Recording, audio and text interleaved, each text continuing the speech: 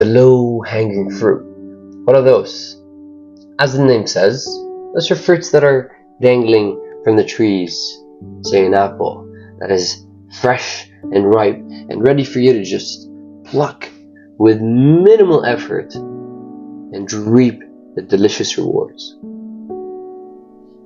I bring this up because in our lives, we often look for those big transformations and changes to have a big impact.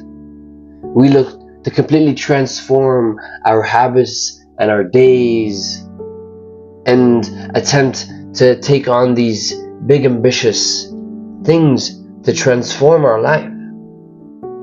But the reality is that sometimes it is the simplest, easiest actions that you can take very quickly that can have the biggest impact on your life.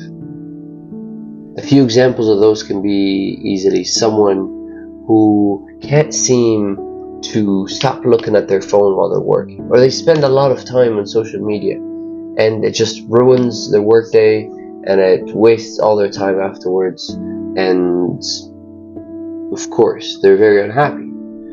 So their low-hanging fruit in that instance would just to simply uninstall the application from their phone, or physically removing it from where they're working. And so now they've made it so much harder for them to open up social media while they're working, because now they've got to go to the app store and download the application and log in again, and through all this effort they will be deterred from opening their social media. Similarly, if the phone is physically elsewhere, they would have to get up, get out of their room and go to the location of where their phone is at. And so such a seemingly simple action made it so much harder for them to go after the thing that's causing them harm and therefore improving their life.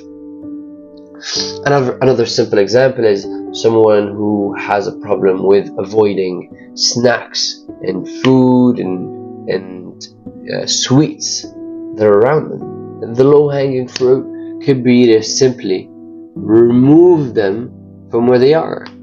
Could be removing them from the house completely. And then therefore, if they would like something sweet or want a snack or anything, they would have to go out of the way and go and buy them. And chances are during that time, they will remind themselves why it's important for them not to snack. Of course, it might be difficult if you're living with a family, but there are other solutions around that.